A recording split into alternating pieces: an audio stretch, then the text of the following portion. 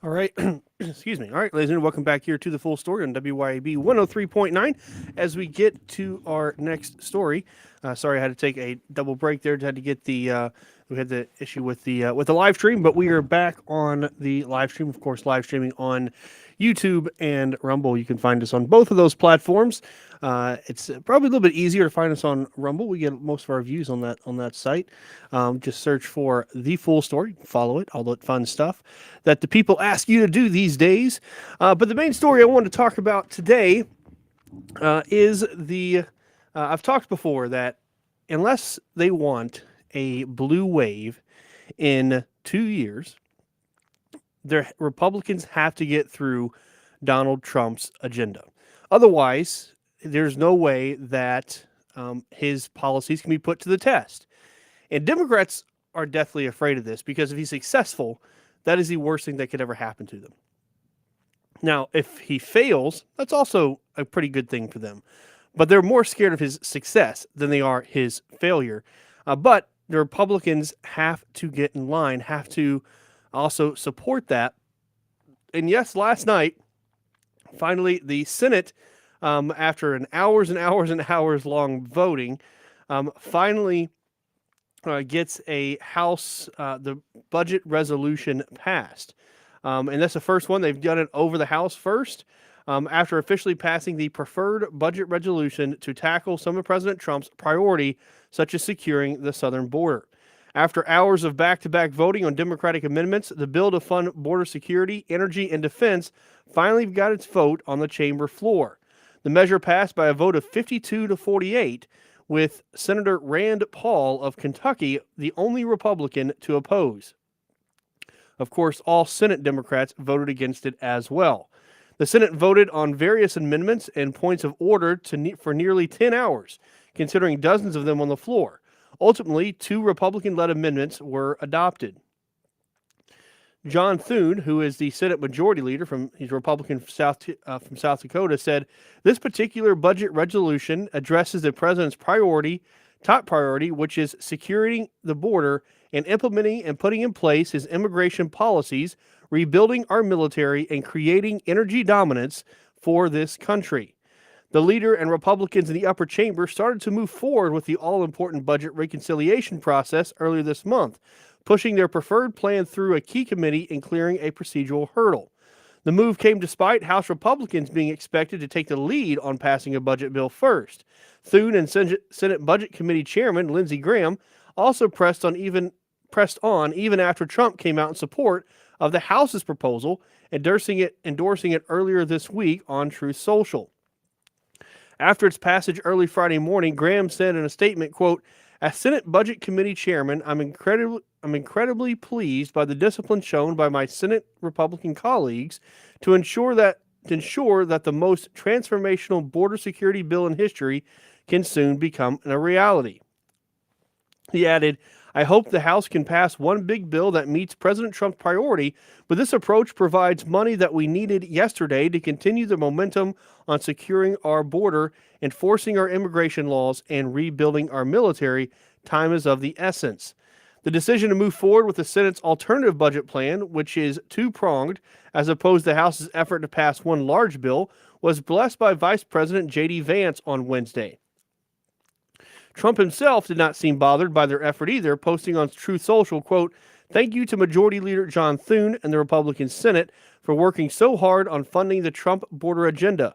We are setting records, the like of which have never been seen before, on stopping criminal illegal aliens from entering our country." Criminal illegal. That's fine. That's a little kind of a double positive there. The criminal illegals.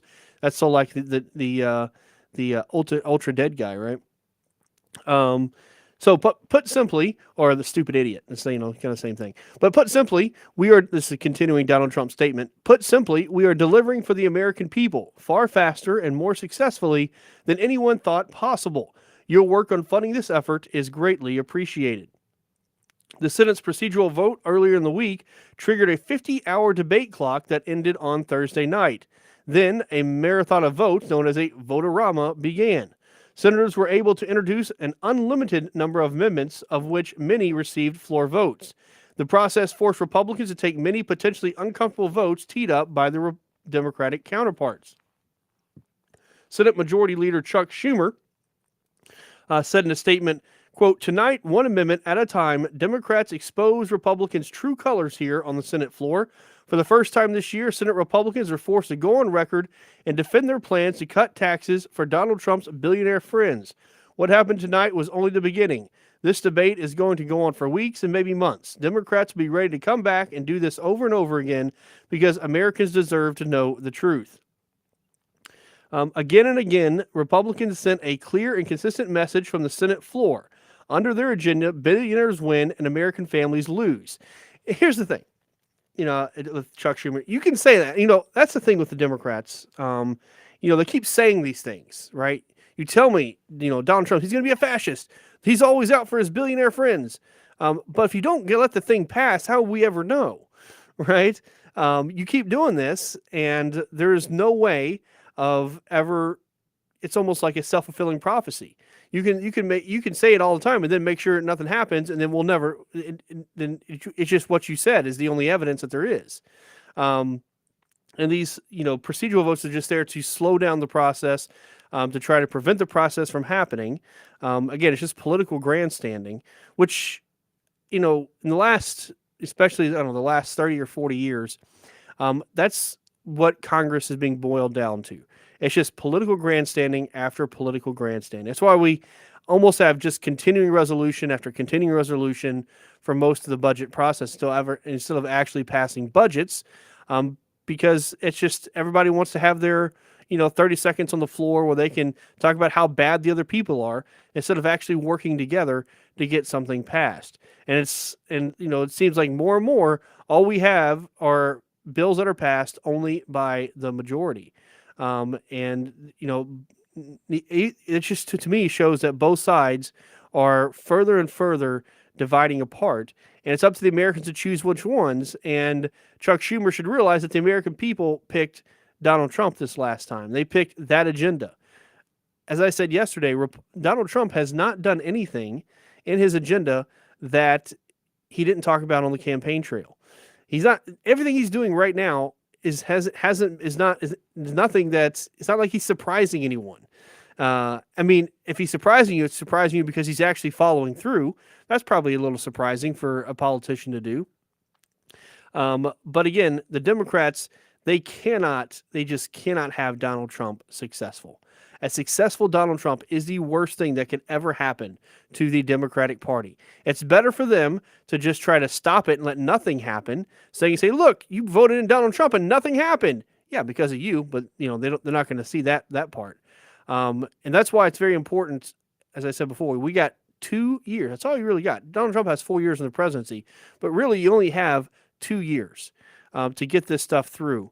And hopefully they can show that Republicans can show that they can actually govern, because Republicans have that problem before. Republicans have shown they can be a great minority party, but haven't been a really great majority party when it comes to Congress, because they infight. They can't agree on things and nothing ends up getting done. And the Democrats are saying, all right, isn't it time to let the adults back in the room? And that's a very effective argument you can make if they're not getting stuff done. And that's exactly what's been happening. And so the Republicans have to show that this stuff can get done. And this is only, one part of it. So the Senate's passed theirs, and it's got to get up. This reconciliation is going to get back to the House. It's still got to come to an agreement here. And so in the Senate Republicans' budget plan, the first reconciliation bill includes Trump's priorities for border security, fossil fuel energy, and national defense. The second bill, as I said, they're doing it in a bifurcated process to be drawn up later in the year, would focus on extending Trump's tax policies from the Tax Cuts and Jobs Acts, as the cuts begin to expire at the end of 2025. And to me, that's more important than almost any of them, because that's what's going to extend that the doubled standard deduction that affects a lot of a big chunk of I would say the majority of Americans. So by lowering the threshold for Senate passage from 60 votes to 51 out of 100, reconciliation allows the party to empower to skirt its opposition and advance its agenda, provided the items relate to budgetary and other fiscal matters. The House of Representatives already has a simple majority threshold. And this process is crucial for Republicans, like I said, who have now a trifecta in Washington to get Trump's key goals accomplished. House Speaker Mike Johnson has claimed that the Senate's first budget bill, along with its two-pronged approach, would be dead on arrival in the lower chamber, however. As I said, it's got to go through both. He has remained committed to including tax cuts in the bill with border security and other priorities. The House has managed to move their version through the appropriate committee, but a floor vote has yet to be scheduled. And I'm more in agreement with that, with what Johnson is trying to do. I mean, it's a good thing that they get one, but the whole bifurcated bill thing just tells me that you didn't have people who could agree on everything at one time, which is a little bit worrisome. So you want to do a bifurcated bill, and then we get to 2025, or we get to near the end of 2025, and then that second part of with the tax cuts for hundreds of millions of Americans doesn't get passed because you can't agree with someone. And then that's going to hit people next year, and that would be devastating. That would be absolutely politically devastating for that to happen. And then that is really good fodder for Democrats. Say, look, we told you about the billionaires. We told you about them. And look at your taxes. Your taxes almost doubled this year. Guess who's didn't? The billionaires, right? That's very easy for them to say. Very easy argument. So I agree with Johnson that this this needs to be done all at one time.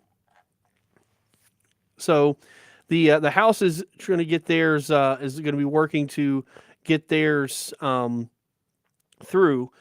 So again, there can be because both they have to pass it, and then of course it goes up to the president for signature. But they have to have a bill where they both vote on it, and that's what Trump has preferred too, is the one bill, and he's called the big beautiful bill. That's just Donald Trump for you. That's what he says. But again, the White House really, at the end of the day, they got to get past whatever they can get past. So if it has to be the bifurcated one, they'll do it. But again, I think everybody's preference, like, let's go ahead and get this thing done now, and not wait for, like I said, this bifurcated thing where the second one may not get passed, right? Which is a very scary thing. So this budget resolution, that's what I said, sets up the reconciliation process. So that's where both the House and the House passes their bill. They haven't done it yet. They're working on it. The Senate passes their bill, which they just did. And then they come together to reconcile those two to get it to a thing where they can have one single bill that they then both vote on. So hopefully this gets through, and we can, like I said, start getting Donald Trump's agenda through, because this is the stuff where he needs it on, right? He can do a lot by executive action, but again, we do have a three-pronged government, right? Equal powers, and he needs the Congress to continue to go through. Donald Trump, he's going to push through on a lot of things. And one of those things that he has pushed through, of course, has been the mass firing of federal workers. And now a federal judge has allowed that to go forward. And that was a federal judge in Washington. So U.S. District Judge Christopher Cooper decided yesterday he could not grant a motion from unions representing the workers to temporarily block the layoffs. He found that their complaint amounted to an employment dispute and must follow a different process outlined in federal employment law. Cooper acknowledged that the Republican president's second term, quote, has been defined by an onslaught of executive actions that have caused disruption and even chaos in widespread quarters of American society. But Cooper, who was appointed by President Barack Obama, wrote that judges are duty-bound to decide legal issues based on even-handed application of law and precedent, no matter the identity of the litigants or, regrettably at times, the consequences of their rulings for average people. Man, he's at least, he can give jabs all he wants, but at least the guy understands to follow the law.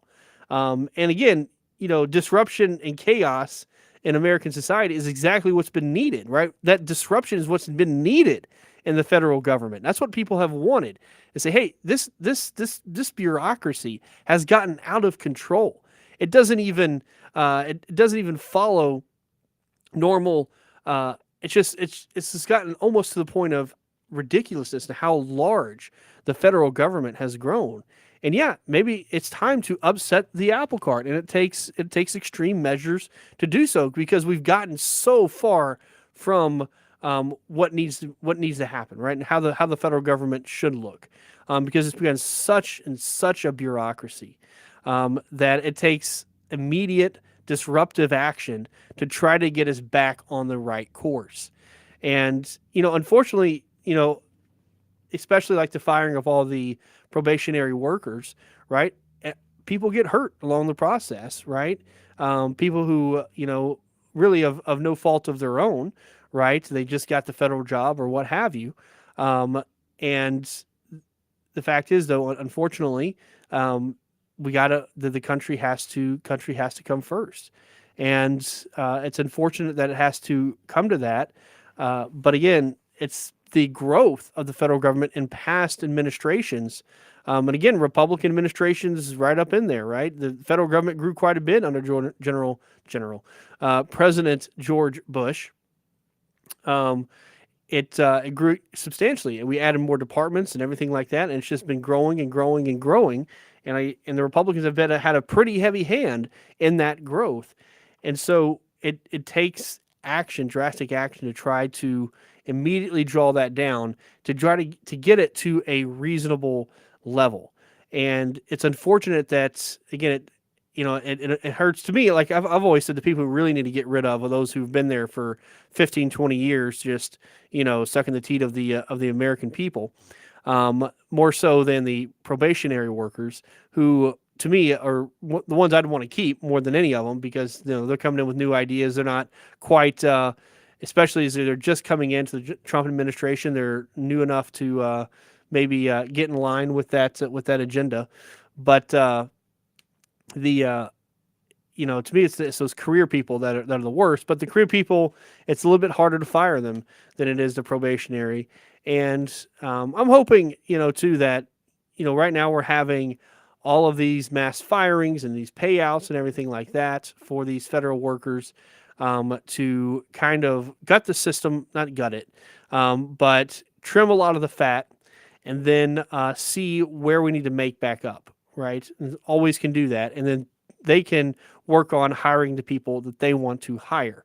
And they can set their own agenda or their own policies or criteria that they want for the new people. They could always just do it that way as well. So like I said, the ruling comes as thousands upon thousands of federal workers have been shown the door during the first month of the Trump's administration. The administration argued in court that the unions failed to show that they were facing the kind of irreparable immediate harm that would justify an emergency order stopping layoffs. And I've talked about this before with these types of judicial rulings, is that it is not the job of courts to get into policy. It is straight up law. The court can disagree with the policy all it wants. It can say it's the worst policy ever. Like I said, as they always like to say about policy and passing laws, that you can pass something that's legal but stupid. Not saying any of this is stupid, but that's not what I'm saying. Is not the job of the courts. Just like, to me, it's not the job of the courts to get in the issues of morality either. That should be left up to the politicians. That should be left up to the people through their politicians to pass laws. So again, things like abortion, right? It's an issue of abortion's an issue of morality, not really an issue of law. There's no right to an abortion, but there's nothing preventing abortions either. So leave that up to the people. And same thing with policies like this, is that, hey, if Donald Trump was elected by the people, and this is the policy that the people want, then that's the way it's going to be. But I'm not going to stop it as a judge just because I disagree with it. That is not my role as a judge. And, this judge here, Judge Cooper, definitely got a lot of jabs about the policy and how much he disagrees with it, but at least he understood and could separate those two things in making a ruling. So the unions, who represent hundreds of thousands of federal workers, maintain that Trump's efforts to slash the federal workforce conflicts with his Congress's power to shape the size and direction of agencies through funding decisions, as well as laws detailing how such layoffs must be carried out. And I think that's a key thing there that they're missing, is that yes, Congress can appropriate money, but it's up to the executive branch to spend it. And we've talked about that here several times. Now, in essence, right, Congress can limit the size of federal government, right, by not appropriating their money. They can just say, hey, your budget, this agency has a budget of let's just say $300 million, right? And most of them have a whole lot more than that, but I'm just doing it for easy math. And their budget last year was $600 million. And so that means, okay, they're probably going to have to cut people this year because they're not going to be able to pay that many people on their current budget. So that is a way to reduce the federal government, but they could also do, hey, we're going to give you $300 million. And then the executive says, okay, thank you for that $300 million. We're only going to spend 150 of it. And we're going to hire enough people to spend the 150. They could easily do that. Now, what the executive can't do is that we're going to hire people where it costs over $300 million. That they can't do. So yes, Congress has a hand in, essentially has a hand in the size of federal agencies through the budget process, but the ultimate decision on the actual makeup of that federal agency is left to the executive branch because they fall under executive authority. So that is the key difference that I think they're missing, and they're not quite grasping, is that it's not that Congress is not involved; it's that it's just a different way in how they do it. But the ultimate makeup of it is up to the executive branch within the confines of that Congress has given. So you can't. Congress gives you a box, and you can't go outside that box, but you can definitely stay much smaller within that box, right? And by saving, and this is where the budget process, right, is a very, very important. By saving in some of these departments that they're taking money out of, right, by making these other departments smaller, like the Department of Education, for example, by making that smaller, they can divert that money to other agencies. Now, again, that has to be done through Congress.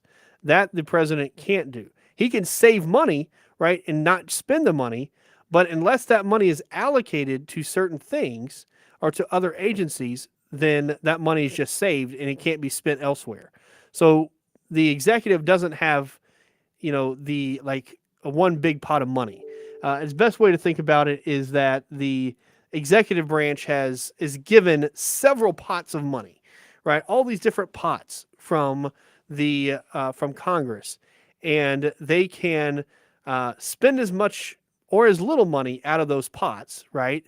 So in this pot, I have $10 and I spend $8 out of it. This pot, I have $12. I spend all 12. This pot, I have $9. I only spend $1. But if I have a pot with, let's say I have two pots with $10, right? And one I spend $10 of, and the other I spend $3 of. I can't take the $3 from the pot that I didn't spend the $7, 8, 9, 10, the $7 I didn't spend from that pot and put it in the other one. Because again, those are just different pots of money. And again, that's where Congress comes in, is making the pots bigger or smaller or completely getting rid of the pot, right? They can do that too, or create a new pot, is essentially how it happens. But it's not one big pot of money that they can do with, that the executive can do with as they please. But again, they can't transfer from different pots, and they can't add more to a pot, but they don't have to spend the whole pot of money. There's a lot of pots being said there, but I hope that makes sense on how the how the Congress interacts with the executive, right? And then the judiciary, right, Article 3 of the Constitution, comes in there and says, hey, if the executive or them create an illegal pot, they can say, hey, that pot doesn't belong here, and you need to take it out. That was not done through the proper process. That's what the judiciary comes in. But what the judiciary can't say is that, hey, I think that pot's too big, right? They can't really say that. Or you didn't spend enough out of that pot. That's something the judiciary cannot do. That's not within the judiciary's authority. It's just there to say, hey, you transferred money from two pots and you're not supposed to do that. That they can do. That's when the judiciary comes in. They're sort of like the referee. Okay, I hope that makes sense on a great discussion on a Friday of of pots of money in the federal government. All right, we're going to take our last break right here. When we get back, we'll do this day in history, but keep it tuned to the full story on WYAB 103.9.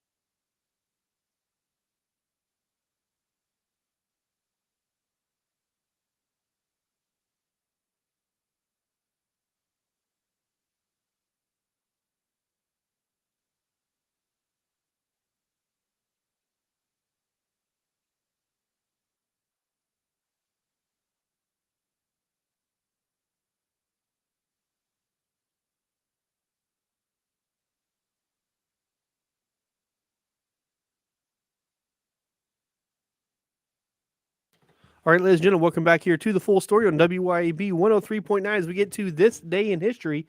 So, on this day, February 21st, 1965, Malcolm X, the civil rights leader and former Nation of Islam minister, was assassinated while preparing to speak at the Audubon Ballroom in New York City.